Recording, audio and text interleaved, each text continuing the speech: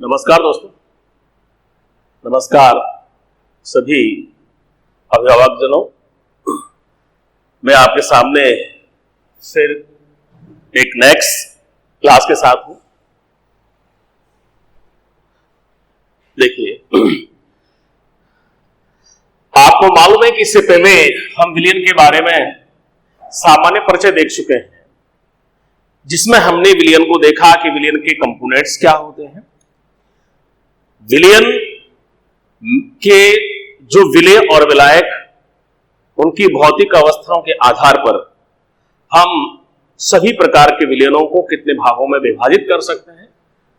So how many types of the solution systems, ये हमने देखे तो वो 9 टाइप के होते हैं। तो वो अच्छी तरह से आपके क्लियर हो गए होंगे। देखिए, आगे जो सॉल्यूशन है,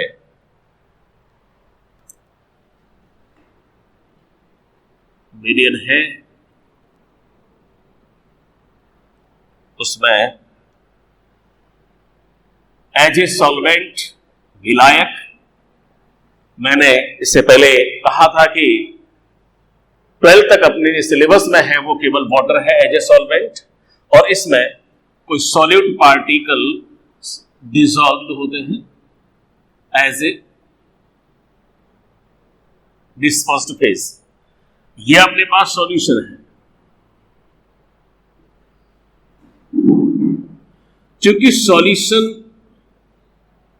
मेकअप करते हैं बाय डिसॉल्विंग द सॉल्यूट, यहां हम जो कैलकुलेशंस जो होंगी वहां हम सॉल्यूट के लिए जो देखना चाहते हैं, सॉल्यूट के लिए हमें कुछ कैलकुलेशन करनी पड़ती है, और उन कैलकुलेशन के लिए हमें कुछ बीच में जरूरत पड़ेगी। उन चीज के लिए मैं कुछ मेन पॉइंट से पहले ही बता देता हूं।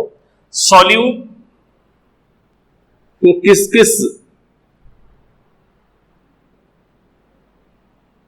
संदर्भ में हमको कैलकुलेट करना पड़ेगा। देखिए, नंबर 1,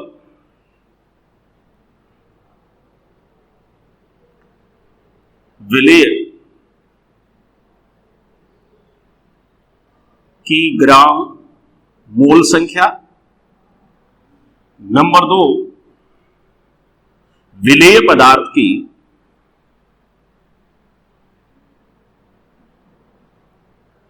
ग्राम तुल्यांक संख्या, और कभी कभी समटाइम्स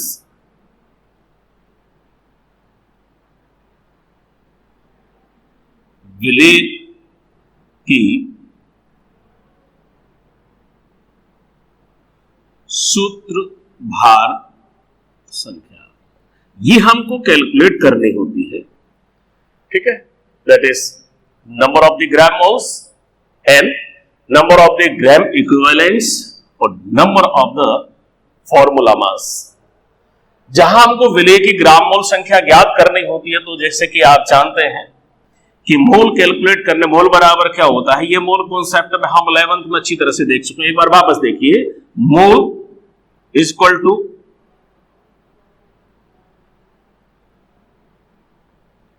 विलेय का द्रव्यमान बटे डिवाइड बाय विलेय का अणु भार। इस सूत्र के माध्यम से हम किसी भी सब्सटेंस की या कंपोनेंट की, अर्थात यहां हम सॉल्यूशन में सॉलिड की बात कर रहे हैं, तो सॉल्यूट के लिए मोल संख्या हम कैलकुलेट करते हैं। तो कैसे? विलेय का द्रव्यमान बटे विलेय का अणु भार, इस तरह से हम कैलकुलेट करना चाहेंगे। ठीक उसी तरह से यदि हम विलेय के ग्राम तुल्यांकों की संख्या ज्ञात करना चाहते हैं तो कैसे कैलकुलेट करते हैं? तो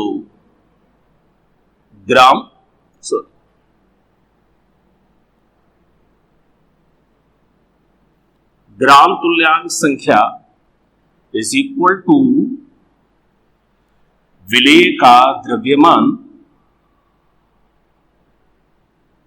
बटे विलेय का तुल्यांकी भार। ये भी आपको 11th में बताया जा चुका है। विलेय का द्रव्यमान बटे विलेय का तुल्यांक भार। तीसरा है, इसकी भी जरूरत पड़ती है, तो जो सूत्र भार है डायरेक्ट आप समझ सकते हैं, यही लिख देता हूं, जहां विलेय पदार्थ का द्रव्यमान divide by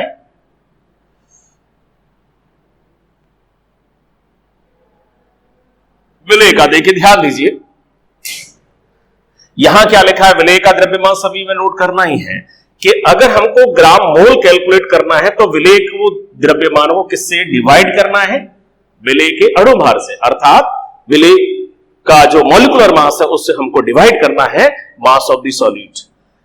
two calculate the number of the gram equivalents we have divide the mass of the solute by the equivalent weight of the solute, अर्थात विलेय के तुल्यांकी भार से अगर हम विलेय का द्रव्यमान डिवाइड कर दें, ठीक उसी तरह से आगे देखिए, तो जहां विलेय का द्रव्यमान पहले हमने विलेय के अणु भार से डिवाइड किया है, फिर विलेय के तुल्यांकी भार से डिवाइड किया है, और अब विलेय के द्रव्यमान को किससे डिवाइड कर रहे हैं, जैसा कि लिखा है सूत्र भार से, विलेय का सूत्र भार। ठीक है, तो इस तरह से हम ये कैलकुलेट कर सकते हैं। अणु भार कैसे कैलकुलेट करते हैं, तुल्यांकी भार कैसे कैलकुलेट करते हैं, और विलेय का जो सूत्र भार है वो किस संदर्भ में लेते हैं। सूत्र भार कैलकुलेट करने की जरूरत तब पड़ती है जब विलेय पदार्थ का विलयन में या तो संगुणन हो जाए, संगुणन, या वियोजन हो जाए, ये हम आगे देखेंगे अच्छी तरह से। विलेय का विलयन में या तो संगुणन होता है अथवा वियोजन की प्रक्रिया हो जाए तो हमें सूत्र भार का प्रयोग करना पड़ता है। अब कैसे करेंगे, किस तरह से, देखिए यहां विलेय का अणु भार सिंपल है, कोई भी एग्जांपल ले सकते हैं। फॉर एग्जांपल, तो ये तो 11th में अच्छी तरह से सारी चीज देख ली, एक बार वापस देखिए। फॉर एग्जांपल, आप H2SO4 का मॉलिक्यूलर मास कैलकुलेट करना है, H2 नो वेरी वेल।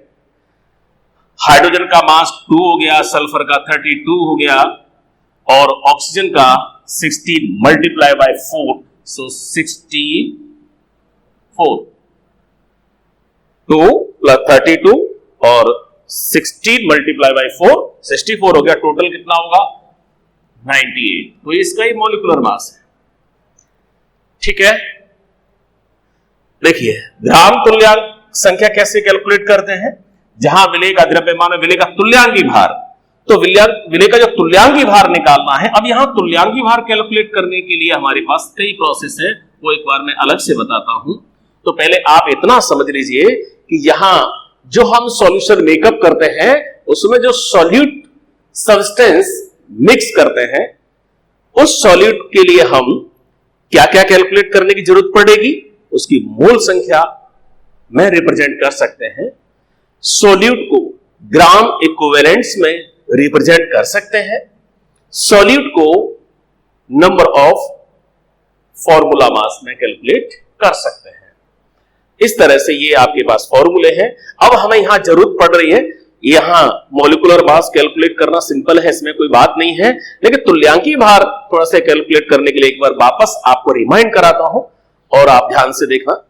और संगुणन वियोजन के लिए भी एक एग्जांपल देखते हैं किस तरह से कैलकुलेट करते हैं।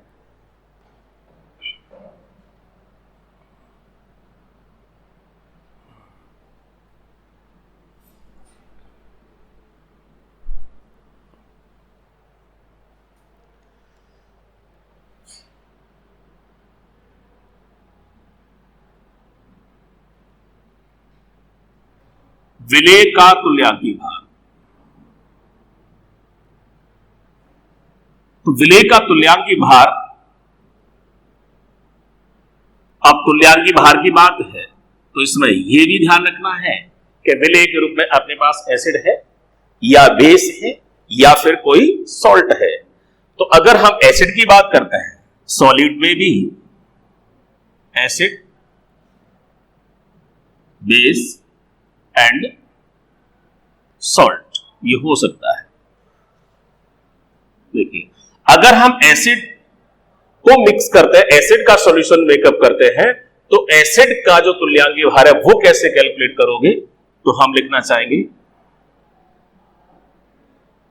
अम्ल का तुल्यांकीय भार इज इक्वल टू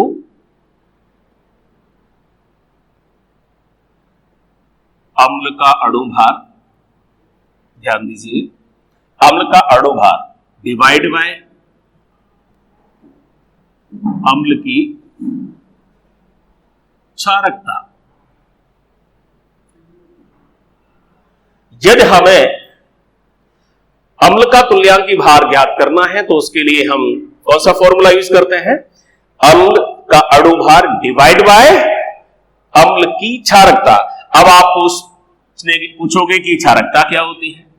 तो क्षारकता अम्ल की वो कहलाती है, so ionizable H plus ion containing species are also known as acids, and the number of the H plus ions present in the acid is known as basicity of the acid। अर्थात किसी acid में अगर उसमें से वियोजक होने वाले, या कह सकते हैं कि उससे कितने H प्लस आयंस प्रोड्यूस कर सकता है, वो सॉल्यूशन में कितने डिस्चार्ज कर सकता है, it means this number of the H positive ion is known as basicity. अर्थात अम्ल की वो क्षारकता हो जाएगी कि उसमें कितने H प्लस आयन उपस्थित होते हैं। देखिए, अभी इससे पहले आपने एसिड देखा हुआ है, फॉर एग्जाम्पल मैंने इससे पहले दे चुके हैं, जैसे इससे पहले तो H2SO4 है अणुवा, इसमें अगर आप डिसोसिएट करते हो इसे तो कितने मैक्सिमम H पॉजिटिव आयंस ये प्रोड्यूस कर सकता है? कितने? 2। इट मींस H2SO4 एसिड की जो क्षारकता है वो कितनी है? क्योंकि इससे 2 H पॉजिटिव आयन प्रोड्यूस हो सकते हैं। अब इसका हम तुल्यांकीय भार, यदि हम इसका तुल्यांकीय भार कैलकुलेट करना चाहते हैं तो क्या करेंगे? वही H2SO4 का अणुभार बटे अम्ल की H2SO4 की क्षारकता। अणुभार कितना था? 98। क्षारकता कितनी है? 2। कितना? इसका तुल्यांकीय भार आएगा 49। शायद बात समझ में आई होगी। Okay, clear?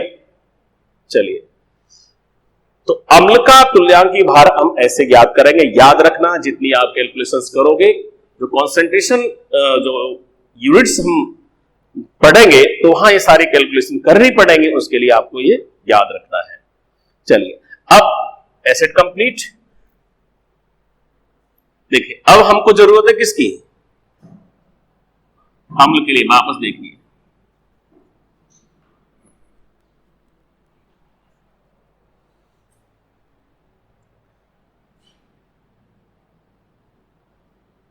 ये कंप्लीट। बेस मींस क्षार,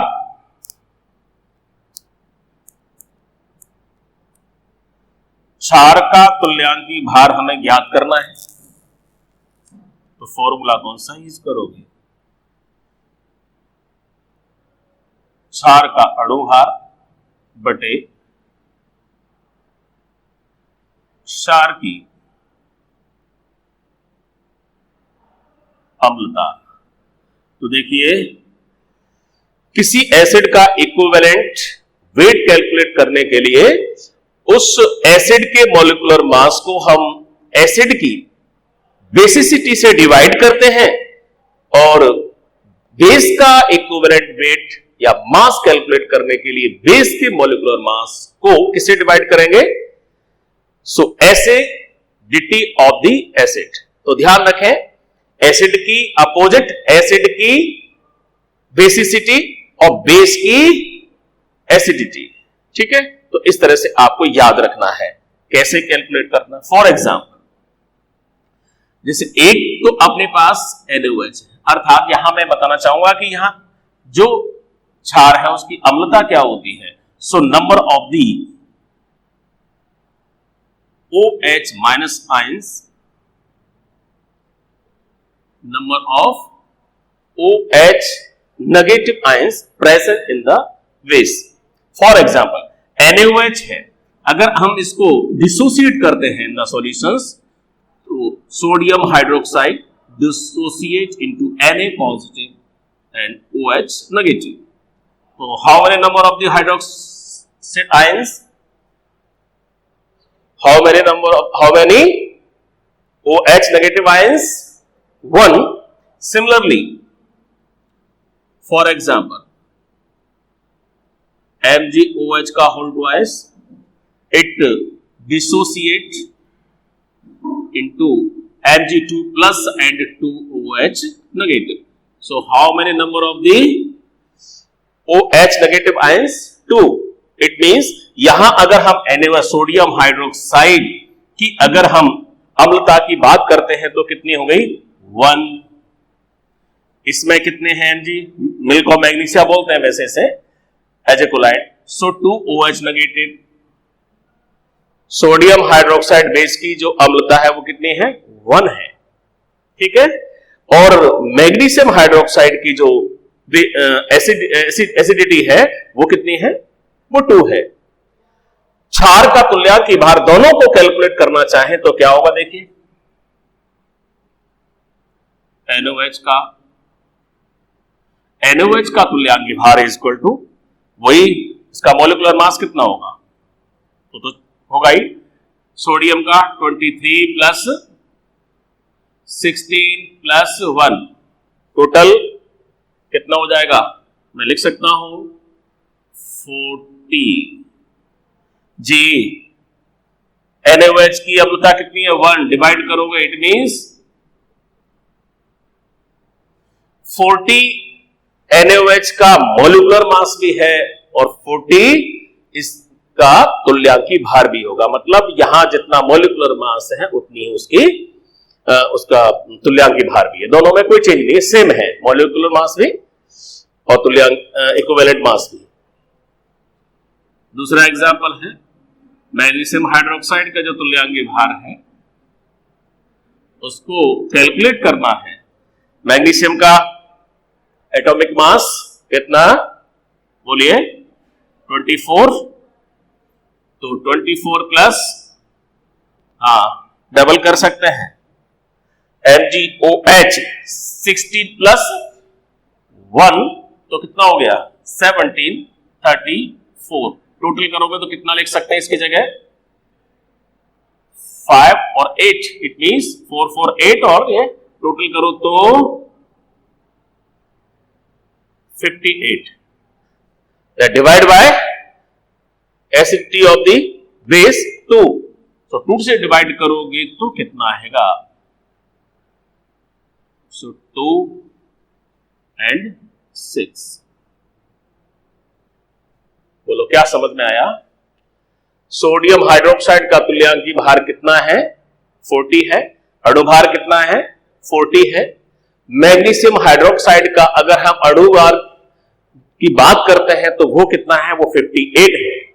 और इसका तुल्यांकी भार कितना है? 26. बात समझ में आ रही होगी.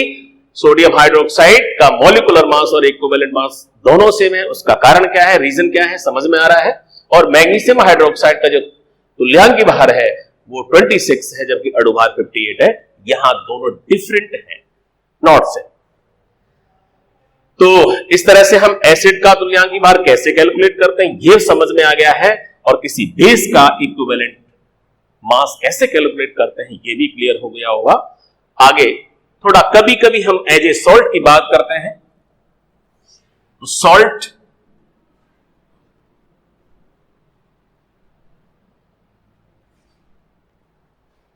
उसके पास न तो H पॉजिटिव आयंस है और ना ही OH नेगेटिव आयंस है. तो इसके लिए हम जो दैट इज लवण, किसी लवण का तुल्यांकी भार कैलकुलेट करना चाहते हैं. सॉल्ट के लिए जहां हम अणुभार की बात करते हैं उस सॉल्ट के लिए उस अणुभार को यूं कह सकते हैं सूत्र भार के रूप में नोट कर सकते हैं. वो आयोनाइजेबल स्पीसीज होती हैं। तो लवण का सूत्र भार आपको जचे तो अणु भार भी लिख सकते हैं, ऐसा कुछ नहीं है। अभी एग्जाम्पल के माध्यम से आपकी समझ में आ ही जाएगा। लवण का सूत्र भार डिवाइड बाय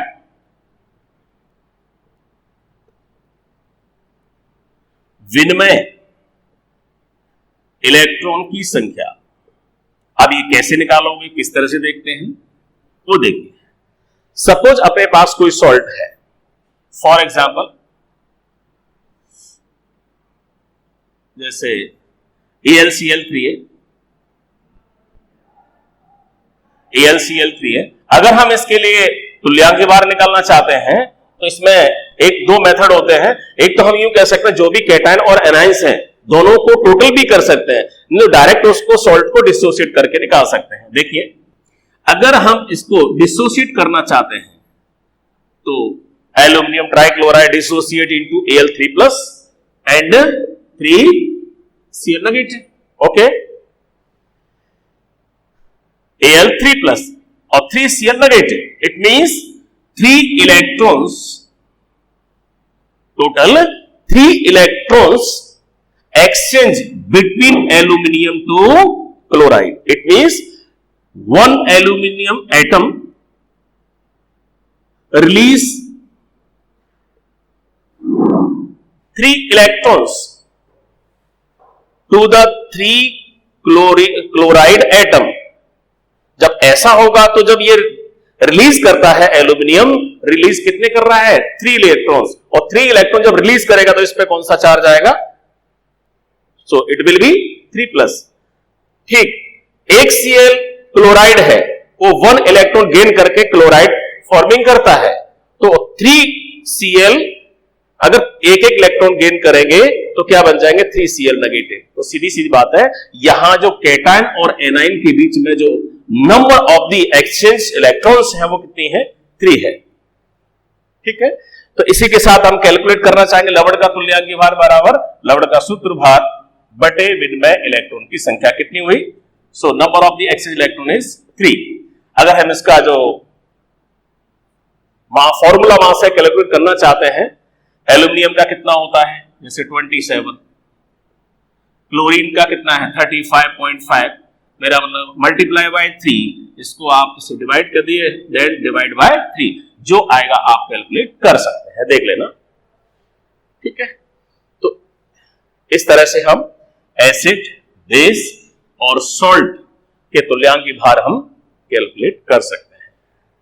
तो हमने क्या देखा है अभी तक, किसी विलेय पदार्थ की 3 चीजों को कैलकुलेट करना चाह रहे हैं, सीख रहे हैं अपन। तो नंबर 1 विलेय की मोल संख्या, मोल संख्या किस तरह से कैलकुलेट की समझ में आ गई, और विलेय की ग्राम तुल्यांक संख्या उसको कैसे कैलकुलेट करते हैं। ग्राम तुल्यांक संख्या ज्ञात करने के लिए हमको तुल्यांक भार का प्रयोग करना पड़ता है, तो तुल्यांक भार कैसे कैलकुलेट करते हैं ये आपकी समझ में आ गया होगा। तो ये हमें बहुत जरूरी आना चाहिए, अच्छी तरह से आना चाहिए। अब एक चीज रह गई है, क्या चीज, सूत्रभार, एक सूत्रभार संख्या रह गई 3rd, वो बची है, उसको भी कंप्लीट करते हैं।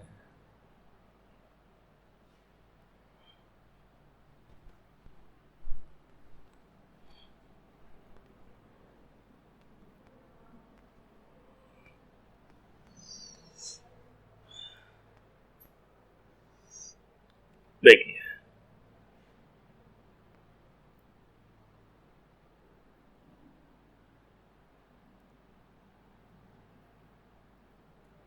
विलेय की सूत्रभार संख्या,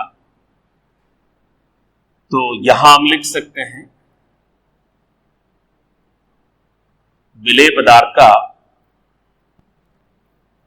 अच्छा इसमें एक जैसे संगुणन की बात करते हैं, वियोजन होता है, तो संगुणन के पश्चात जो उसका अणुभार आता है उसके हिसाब से कैलकुलेट करते हैं। तो सूत्रभारों की संख्या बराबर क्या होगा, अणुभार बटे, जैसे लिखते हैं सूत्रभारों की संख्या,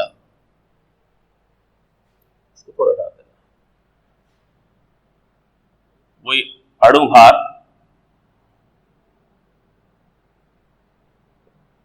देखिए पहले तो मैं ये बताना चाहूंगा सूत्र भार जैसे संगुणन वियोजन के केस में निकालते कैसे, एक अणु भार आता है और उसको कहते हैं प्रेक्षित अणु भार।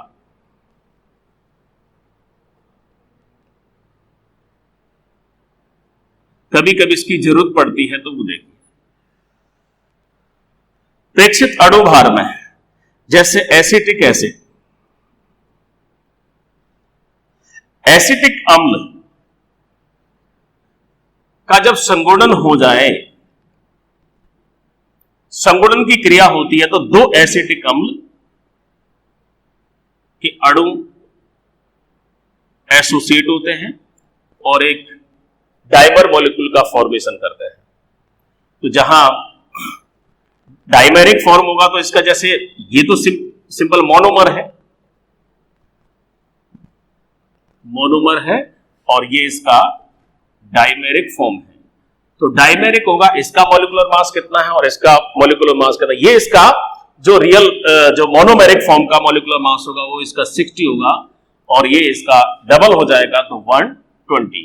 तो कहीं कहीं हमको कैलकुलेशन में ये 120 अर्थात संगुणन के पश्चात जो मॉलिक्यूलर मास है, जो प्रेक्षित अणु भार है, उसका प्रयोग करना पड़ सकता है।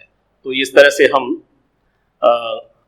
सूत्र भार के रूप में हम कह सकते हैं कि एसिटिक अम्ल का जब संगुणन होता है तो उसका जो वास्तविक जो अणु भार होगा वो कितना लिया जाएगा, वो 120 लिया जाएगा। तो इसके माध्यम से मैंने आपको थोड़ा विलेय पदार्थ के लिए जो कैलकुलेशन करने की जरूरत पड़ती है सॉल्यूशन में, वो आपको बताने की कोशिश की है। देखिए अभी मुख्य बात पर अभी आने की कोशिश होगी, अभी आए नहीं है। अभी हमने केवल विलयन के बारे में थोड़ा सा परिचय मात्र ही देखा है। यहां से आगे हम देखते हैं कि जब विलयन की बात कर रहे हैं तो विलयन की जो कॉन्सेंट्रेशन है,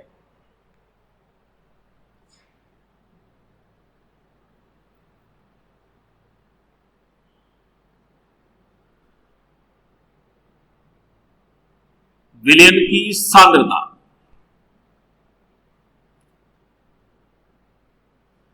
किसी विलयन की सांद्रता अर्थात कॉन्सेंट्रेशन ऑफ द सॉल्यूशन हम कैलकुलेट करते हैं तो किस तरह से करते हैं वो देखना है।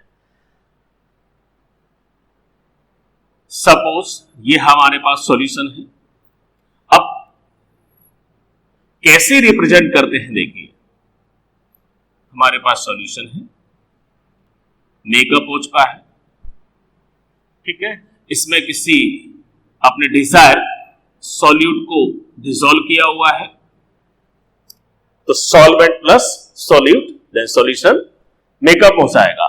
यहां सॉल्यूट की जो अमाउंट है उसको रिप्रेजेंट करना है, उसको रिप्रेजेंट करने के लिए हमको कौन कौन सी यूनिट की हेल्प लेनी पड़ेगी वो देखिए।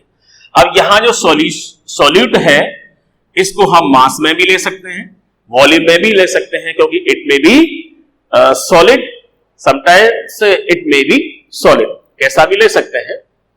तो जहां सॉलिड को मास और वॉल्यूम में लेते हैं तो इसके बेस पर हम कितनी यूनिट्स की हेल्प लेते हैं और सिंपली जो कॉन्सेंट्रेशन है वो होती क्या है, सॉल्यूशन है वो या तो हम कह सकते हैं कि पर जैसे 1 लीटर के रेस्पेक्ट में, मतलब पर लीटर के रेस्पेक्ट में लेते हैं,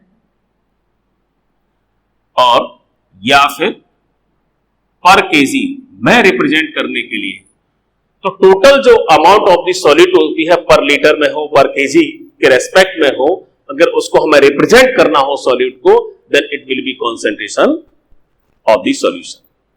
सपोज सॉल्यूशन कितना है, 25 मानो कि ml भी हो सकता है। सॉलिड कितना लिया जा रहा है, सपोज ये 5 ग्राम भी हो सकता है, तो कितना 5 ग्राम सॉल्यूट मिक्स करके जो सॉल्यूशन मेकअप किया है उसका टोटल वॉल्यूम कितना है, 25 है, और 25 ml, और हमको रिप्रेजेंट करना है इसको पर लीटर में, तो आप समझ सकते हैं 25 में 5 है तो 1 लीटर में कितना होगा हम कैलकुलेट कर रहे हैं, तो 5/25 ये तो अपन इस तरह से देख रहे हैं। हमको ये 25 ml है तो हमने पर लीटर में कैलकुलेट करना है, मतलब 1000 ml, सिंपल सी बात है। हाँ, ये बात अलग है कि इसको फ्रैक्शन में भी कैलकुलेट करना पड़ सकता है कभी कभी। तो देखिए, जो कॉन्सेंट्रेशन है जनरली हम जो कैलकुलेट करना चाहते हैं वो किस में, फ्रैक्शंस में, या तो फ्रैक्शन में, इसको अपन बोलते हैं अंश में, भिन्न कह सकते हैं, या परसेंटेज में, परसेंटेज में, परसेंटेज में। फ्रैक्शन मास में भी होती है, मूल में भी होती है, या फिर अब वो परसेंटेज में, फिर वो मैंने बोला कि पर लीटर के रेस्पेक्ट में है तो पर लीटर हो ही गया है, या फिर पर केजी में है, और भी कई तरह की यूनिट्स होती हैं। तो फ्रैक्शन, परसेंटेज, पर लीटर और पर केजी में हम कैलकुलेट करते हैं। अब किसको कैसे कैलकुलेट करते हैं वो देखिए। तो जहां 5 ग्राम सॉलिड को कितने सॉल्यूशन में मिक्स किया हुआ है, 25 ml, वो सॉलिड इसमें जो ग्राम लिया हुआ है तो 25 ml सॉल्वेंट ही होगा। बट वो 25 ml सॉल्वेंट में अगर 5 ग्राम सॉलिड को मिक्स करने के बाद जो सॉल्यूशन मेकअप होगा वो भी उसका जो वॉल्यूम है वो 25 ml ही माना जाएगा। ये चीज आपको 11th में अच्छी तरह से क्लियर करा दी है। तो यहां हम इस तरह से रिप्रेजेंट कर रहे हैं कि 5 ग्राम कितना है 25 में, तो अपन बोल सकते हैं 100 में कितना होगा, गैस लगा सकते हैं। 25 में 5 है तो सीधी सी बात है कि 5/25 कितना हो गया फ्रैक्शन, 5/25 है तो कितना हो गया, तो 1/5, तो 1/5 हो रहा है फ्रैक्शन। तो अगर हम 100 की बात करेंगे तो कितना हो जाएगा, 1000 की बात करें तो कितना हो जाए, सीधी सी बात है मल्टीप्लाई बाय 100 और मल्टीप्लाई बाय 1000 के रेस्पेक्ट में ले सकते हैं। तो ये तो केवल इस तरह से बताने की कोशिश की है कि किसी विलियन की कॉन्सेंट्रेशन है किस रेस्पेक्ट में हम कैलकुलेट करेंगे और कैसे निकाल सकते हैं। ये वॉल्यूम में भी ले सकते हैं, इनको जो सॉल्यूशन है उसको मास में भी लिया जा सकता है। तो इसके बेस पर हम सारी यूनिट्स को कितने पार्ट में डिवाइड कर सकते हैं पहले वो देखते हैं, उसके बाद एक एक करके अच्छी तरह से समझने की कोशिश करते हैं।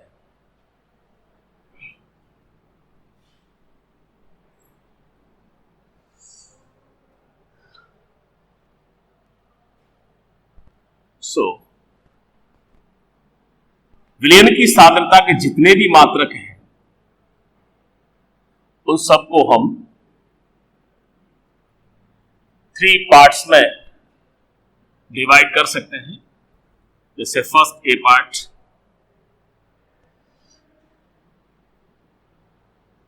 भार मात्रक, भार मात्रक मतलब वही जहां सॉलिड को भी मास में लेना है, ठीक है, मास में, दैट इज W, और पूरा सॉल्यूशन है। सपोज जैसे सॉल्यूशन के लिए क्या एस लिख दो, डायरेक्ट सॉल्यूशन लिख देता हूं, सॉल्यूशन उसको भी किस में नोट करना है, मास में, दैट इज इन ग्राम्स में। तो इस तरह से अगर हम नोट करते हैं, सॉलिड को भी रिप्रेजेंट करते हैं मास में और सॉल्यूशन को भी मास में रिप्रेजेंट करते हैं, देन वेट यूनिट्स, भार मात्रक। जहां दूसरा है, देखिए, भार आयतन मात्रक,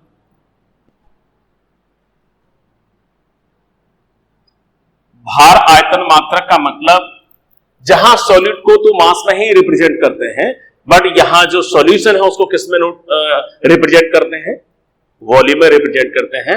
तो हो जाएगा अपने पास भार आयतन मात्रक। सी, यदि दोनों ही आयतन में रिप्रेजेंट किए जाए तो वॉल्यूम अर्थात आयतन मात्रक। तो all the concentration units can be classified into 3 categories. A, भार मात्रक, mass units, बी भार आयतन मात्रक, मास वॉल्यूम यूनिट्स, सी आयतन मात्रक, वॉल्यूम यूनिट्स। ठीक है, अब यहां पर एक क्वेश्चन कभी बनता है, बोर्ड में भी पूछते हैं कभी, सिंपल सा छोटा सा ध्यान दें। देखिए यहां पर एक क्वेश्चन अराइज करते हैं कई बार, इनमें से टेम्परेचर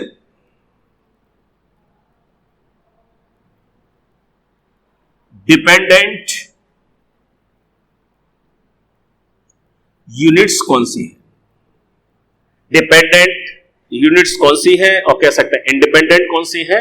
तो जहां टेम्परेचर की बात आती है, टेम्परेचर से क्या अफेक्ट होता है, टेम्परेचर क्या मास को अफेक्ट करता है।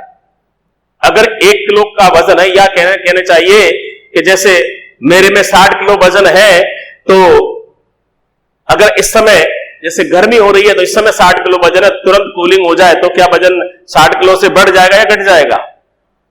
बोलो, तुम्हारा भी अपनी बात कर सकते हैं। तो कहने का मतलब है टेम्परेचर से मास पर कोई इफेक्ट नहीं पड़ता है। 60 किलो तो 60 किलो होगा। अगर किसी चीज का ऑब्जेक्ट का मास अगर 1 kg है तो 1 kg रहेगा, चाहे टेम्परेचर कम हो चाहे टेम्परेचर ज्यादा हो। इट मींस जो मास है, मास पर टेम्परेचर का कोई इफेक्ट नहीं होता है। बट हां, आप समझते हैं वॉल्यूम, तो टेम्परेचर से क्या अफेक्ट होता है?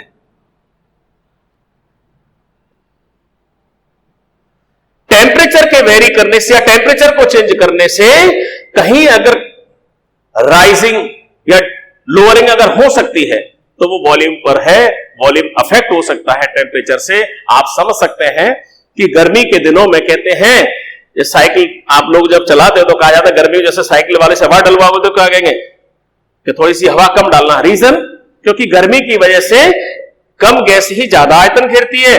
अगर वही सर्दी का मौसम हो तो उसमें हवा थोड़ी सी आप ज्यादा डलवाओगे, नहीं डलवाओगे। तो बस इसी तरह से आप ध्यान रखें, टेम्परेचर का जो इफेक्ट है वो किस पर होता है? वॉल्यूम पर। अगर वॉल्यूम टेम्परेचर से अगर अफेक्ट होता है, इसका मतलब वॉल्यूम कहां है? इन दोनों यूनिट्स में है। सो वो units that is temperature dependent और temperature dependent. Here only mass, so mass units are the भारवार मात्रक, टेम्परेचर इंडिपेंडेंट। तो अब टेम्परेचर डिपेंडेंट और टेम्परेचर इंडिपेंडेंट कौन सी यूनिट से है, फिर इनमें से कौन कौन से जो भारवार मात्रक एक एक करके देखेंगे। भार आयतन मात्रक कौन से हैं? अगर ये ऐसे नहीं दिया जाएगा, उनमें से कोई नाम दिया जाएगा, उस नाम में से उस कॉन्सेंट्रेशन यूनिट के नाम में से आपको आइडेंटिफाई करना है किसमें से वो किसमें इंक्लूड है। अगर वो भार मात्रक में इंक्लूड है तो वो टेम्परेचर इंडिपेंडेंट होगी। अगर वो भार आयतन मात्रक या आयतन मात्रक में अगर वो इंक्लूड है तो वो यूनिट टेम्परेचर डिपेंडेंट होगी। कई बार क्वेश्चन इस तरह का आया है, कॉम्पिटिटिव क्वेश्चंस भी होते हैं और बोर्ड भी पूछता है। तो इनको मैं विस्तार से नेक्स्ट क्लास में आपको बताने की कोशिश करूंगा। आज के लिए इतना काफी है।